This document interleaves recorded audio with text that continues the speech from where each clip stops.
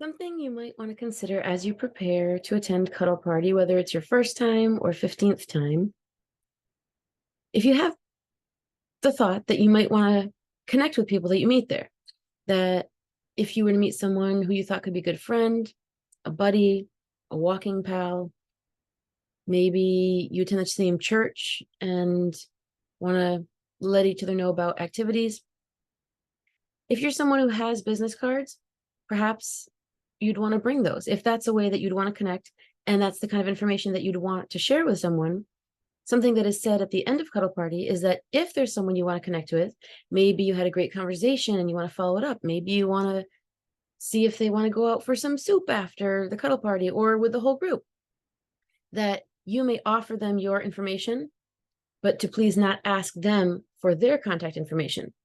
There are a number of reasons for this. Just like we suggest, because you will be filled up with oxytocin, it can change how you feel. So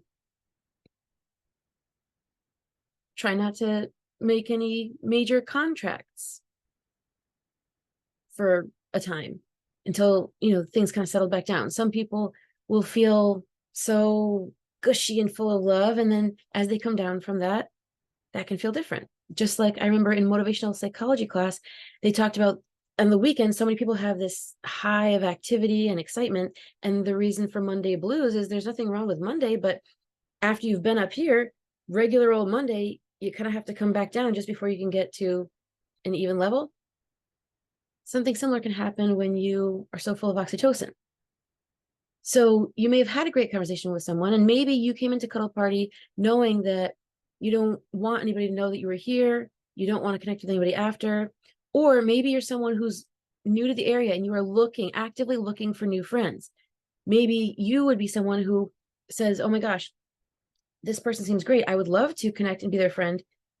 How can I do this in the most respectful way? That would be to give them your information, because if they want to, they can just say thank you and discard it later.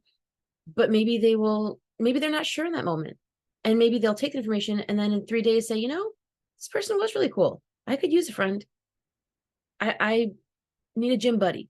And they will choose to connect. Or maybe they'll still be thinking this conversation was so wonderful. And in 3 days say, in the moment it was great, but I don't think I want anything further. I mean, I'd be happy to talk with them again if I met them at Cuddle Party, but I don't really want anything outside of that. So it gives them the option to connect if and when they want, but takes away the pressure when you are offering your information. So if you are someone who already has business cards for business and you are okay with them having your business number, your business email, whatever other information is on that card, you can bring those with you as an easy way of connecting with others if you so choose at the end of the event. A lot of places that will print business cards, they even have cards kind of that remind one of olden days calling cards. Sometimes with Victorian house tours, they will talk about how those worked, or even a dance card, how those used to work. So it might be a card that says Bryson's mom, and it'll list the mom's information, and they'll give it to another mom to set up a play date for the kids. And or if the moms want to be friends, something like that. They're all types of cards, and all you need is whatever information that you want to share.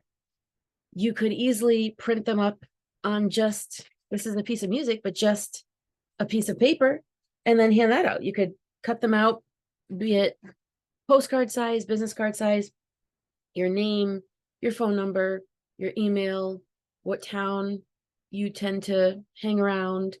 Maybe you drive an hour for work, so you might say, oh, I live in this town, but I work in this town, in case anybody wants to get lunch someday. Maybe you want to share your social media, Facebook, Instagram. I mean, how many social media options are there to connect?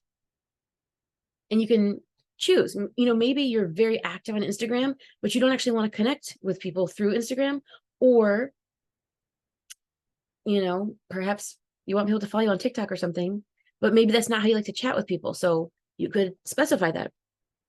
But at least gives people a way to connect. And that's something that not everyone thinks of ahead of time. But if you're prepared, then you can just offer it to someone, even if they're on their way out the door. Maybe you are in a conversation with someone and you're about to give them your information, But this other person that you spoke to is walking out the door, and you want to run over and give them yours as well, without having to stop, find a piece of paper and a pen and write things down scribbly, and you can't read it.